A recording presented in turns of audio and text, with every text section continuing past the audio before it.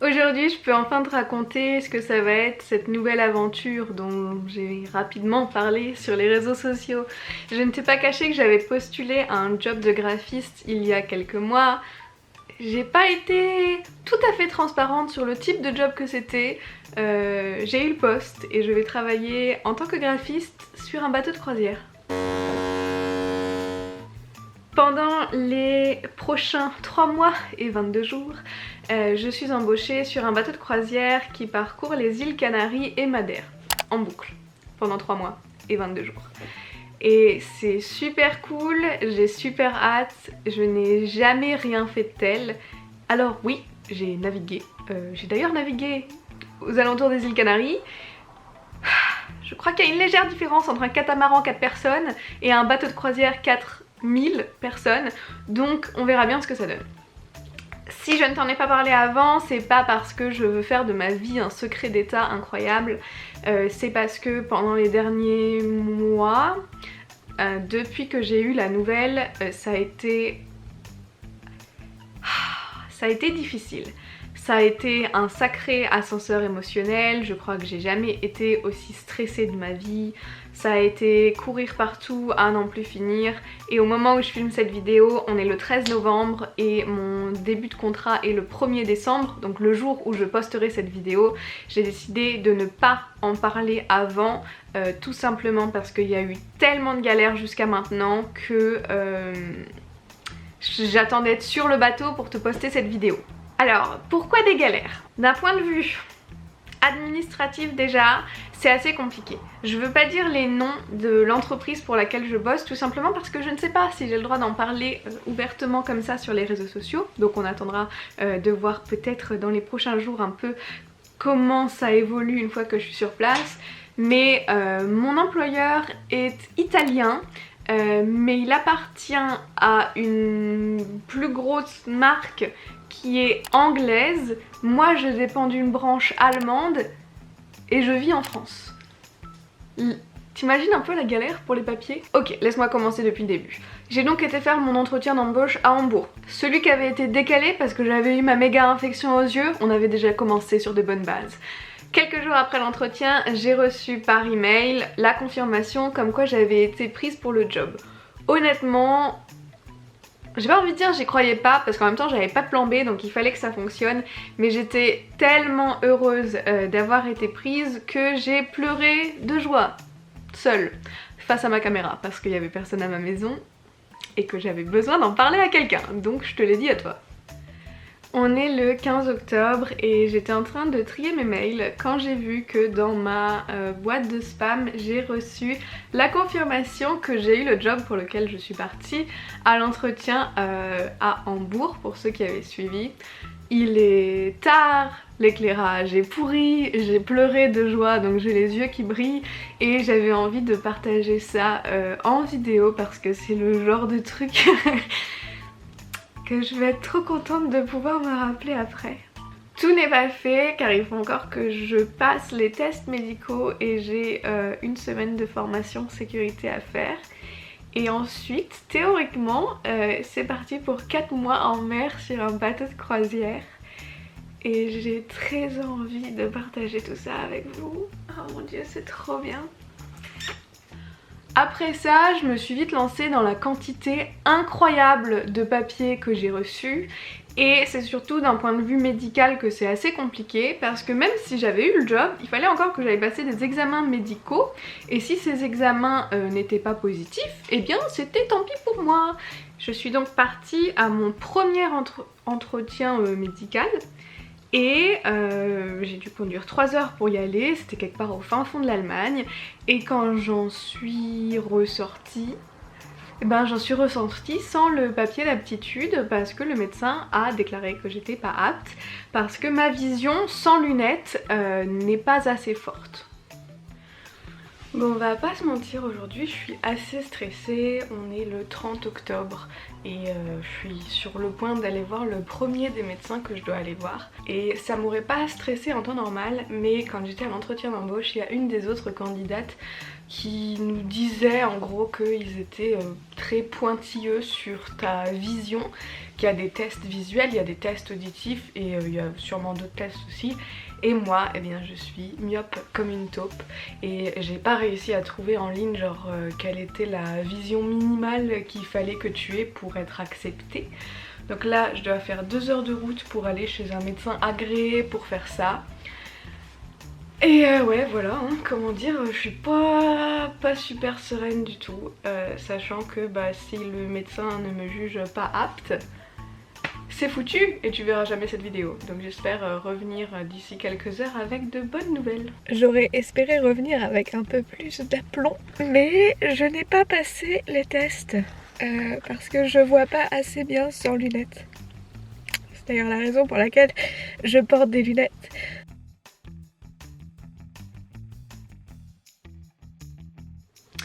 Je porte des lentilles tous les jours de ma vie, je porte des lunettes quand je ne porte pas mes lentilles. Le seul moment où je me balade sans correction, c'est quand j'ai les yeux fermés et que je suis au lit. Je me baigne avec les lentilles, je vais plonger avec mes lentilles, je fais du snorkeling là avec le tuba avec mes lentilles. Bref, évidemment je sais que ma vue sans lunettes n'est pas bien, c'est pour ça que je porte mes lunettes absolument tout le temps, enfin lentilles ou lunettes. Et donc ce mec m'a en 15 minutes littéralement bousillé tous mes espoirs de pouvoir bosser sur le bateau de croisière. C'était fantastique. J'ai pleuré pendant 2 heures sur le parking, j'ai appelé ma mère tout de suite pour lui dire aussi, j'ai pleuré 1 heure dans la voiture, j'ai encore pleuré après quand j'ai rappelé ma mère parce que j'essayais de trouver une solution mais que j'en avais pas. Bref, émotionnellement, ça a pas été ouf ce dernier mois, hein, on va pas se le cacher.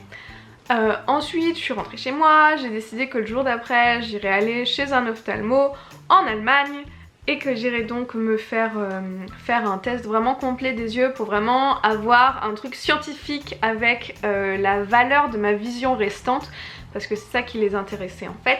Et il se trouve que je suis vraiment pile poil à la limite, mais genre pile poil à la limite au-dessus. Donc genre techniquement le mec pouvait pas me déclarer pas apte. Donc ça a été des allers-retours par téléphone, par email, machin, pour envoyer la lettre de l'ophtalmo, truc muche, blablabla, bref. Après ça, j'ai donc eu ce papier là qui est absolument critique pour tout ce job. Je l'ai eu quand j'étais déjà à Hambourg parce que ma mère a dû appeler, pendant que moi j'étais à Hambourg parce que je devais aller faire un stage de sécurité d'1 semaine. Stage duquel je vous ai posté quelques photos sur les réseaux sociaux et j'essayais de vous faire deviner qu'est-ce que je faisais ou qu'est-ce que ça allait être ce fameux nouveau job. Et on a appris la survie en mer, on a appris tout ce qui est l'évacuation du bateau de sauvetage en cas de problème, on a appris à combattre des incendies, on a appris des gestes de premier secours, genre réanimation cardiaque, etc. Et ensuite on a eu 3 tests écrits, un test pratique, plus tous les mini-tests, genre les trucs de sauvetage en mer et compagnie. Ça a été une semaine très intéressante, j'ai pu rencontrer plein d'autres personnes, on était 40 et ces 40 personnes vont tous travailler pour la même compagnie que moi, mais des 40, il n'y en a aucun qui sera sur le même bateau que moi et ça c'est bien dommage parce que ça aurait été très fun. Mais bon, je me suis fait des copains pour éventuellement les prochains contrats et c'était super chouette et super intéressant mais vraiment super fatigant. À côté de ça, je dois monter un dossier de malade, genre je n'ai jamais dû rassembler autant de papiers pour commencer un job. Ça passe des extraits de casier judiciaire à des preuves que quand j'avais 8 ans, je me suis fait vacciner contre la rougeole. Bref, on est tous là dans ma famille, on est là sous les papiers. J'ai des papiers partout dans ma chambre, je n'en peux plus. Comme c'est à moitié en italien, à moitié en anglais, à moitié en allemand, je demande souvent à mes parents si on est bien d'accord, on lit bien la même chose, on comprend bien tout pareil, donc j'ose même pas faire mes papiers toute seule alors qu'en temps normal je m'en sors très bien, mais bon c'est surtout pour la partie technique allemande où parfois je me dis catastrophe.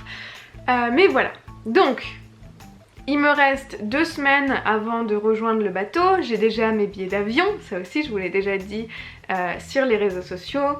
J'embarque à Gran Canaria, qui est une des îles Canaries. Et ensuite donc je fais la boucle entre les îles Canaries et Madère en boucle en boucle en boucle pendant 3 mois et 22 jours. Donc techniquement je suis sur le bateau jusqu'au 22 mars. J'ai plusieurs fois filmé cette vidéo donc je suis pas sûre de ce que j'ai dit dans cette version-ci ou pas. Mais je travaille 7 jours sur 7 pendant 3 mois et 22 jours et je vis sur le bateau.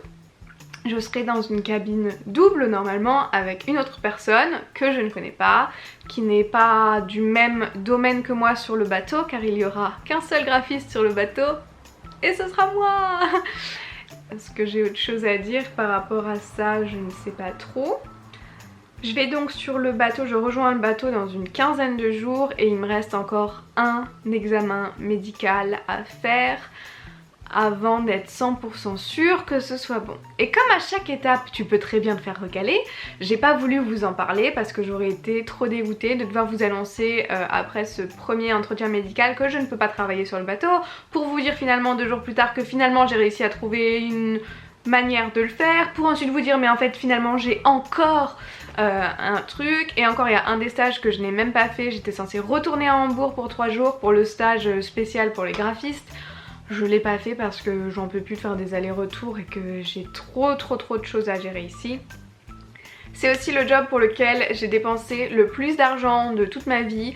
En général quand t'as un job genre t'y vas et tu te fais des sous, là pour l'instant c'était rien que aller à l'entretien d'embauche, donc l'aller-retour jusqu'à Hambourg, l'hébergement à Hambourg, la bouffe à Hambourg. Là le stage de sécurité, ils ont payé le Flixbus pour y aller, mais j'ai dû payer genre presque 200 balles d'hôtel plus la bouffe pour toute la semaine. Le médecin qui m'a refusé mon papier, j'ai dû le payer 80 balles. L'ophtalmo, j'ai dû le payer 80 balles. On est déjà à une bonne petite somme. S'ajoute à ça qu'il fallait que j'achète des baskets noires sans logo, des baskets blanches sans logo, une robe pour la soirée noire et blanche. C'est celle que je porte aujourd'hui.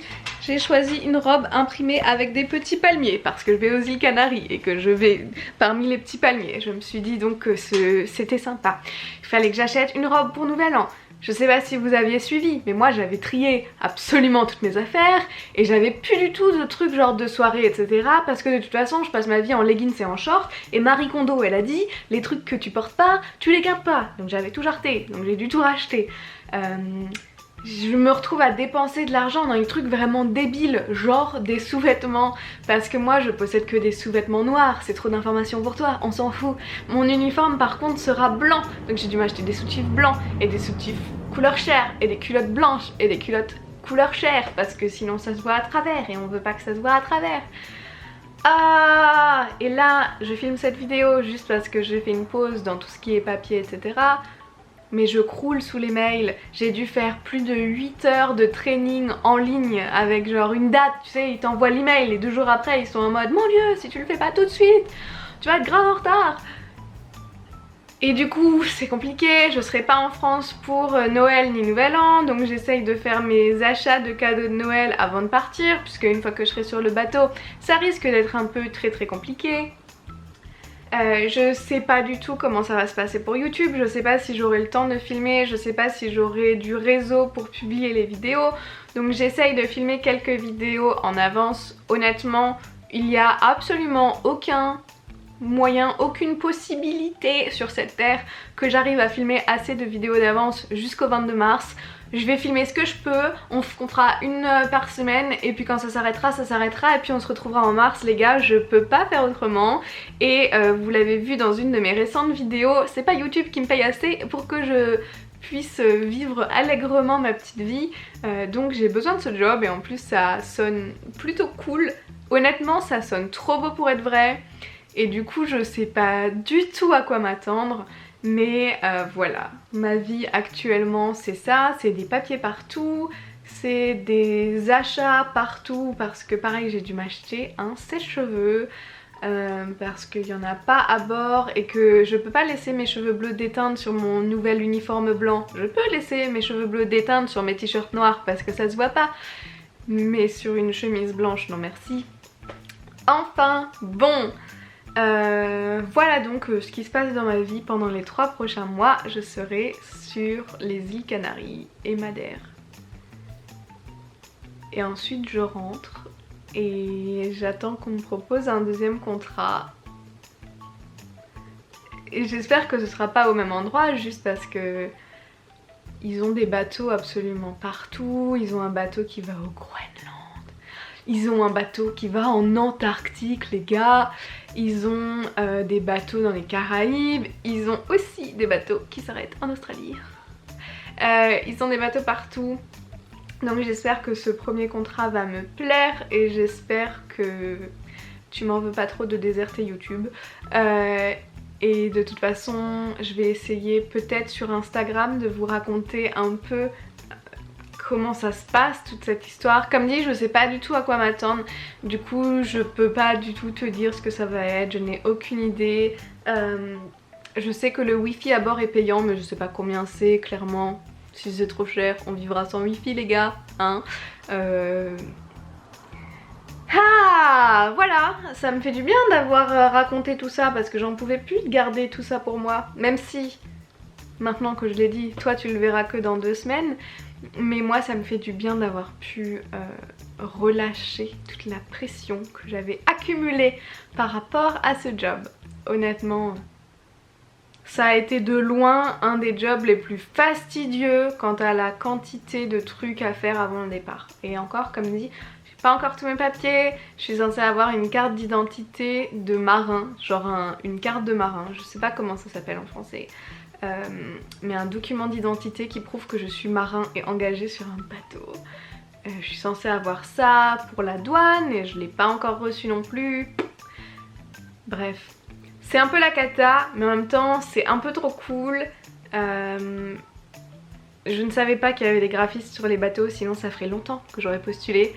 J'en étais absolument pas consciente, c'est mon papa qui a trouvé le lien et qui s'est dit que ça me plairait. Il avait raison, ça m'a plu, j'ai tout de suite postulé. Mais voilà, j'ai l'impression que je suis en train de tourner en rond un peu dans cette histoire. J'ai l'impression que j'ai dit le plus gros de ce que j'avais à dire. Évidemment, j'aimerais beaucoup peut-être faire une série de vidéos sur ce que c'est de vivre sur un bateau de croisière, ce que c'est de travailler sur un bateau de croisière. Je ne sais pas si vous c'est quelque chose qui vous intéresserait. Moi évidemment ça m'intéresse parce que j'ai essayé de trouver ce type de vidéo maintenant que je suis moi-même genre dans l'attente d'aller sur mon bateau. J'ai pas forcément trouvé énormément d'informations et je me dis que ça peut être hyper intéressant d'avoir un regard un peu dans les coulisses. Voilà, mais comme je sais pas si c'est autorisé, on verra si on le fera ou pas. On verra si j'ose demander si j'ai le droit de filmer. Au pire, j'imagine que j'ai le droit de filmer ma cabine. Bref, je m'arrête là car j'ai beaucoup trop blablaté. On se retrouve bientôt par ici avec des vidéos que j'ai enregistrées d'avance, j'imagine. Et on se retrouve sur Instagram pour les trucs un peu plus en direct. Et si je te manque trop pendant ces prochains 3 mois et 22 jours, sache qu'il y a près de 300 vidéos sur cette chaîne que tu peux regarder en boucle si tu en as envie. Dans tous les cas, on arrivera bien à se retrouver quelque part sur internet, j'ai absolument aucun doute là-dessus. Alors je te fais de gros bisous et je te dis à très vite. Bye!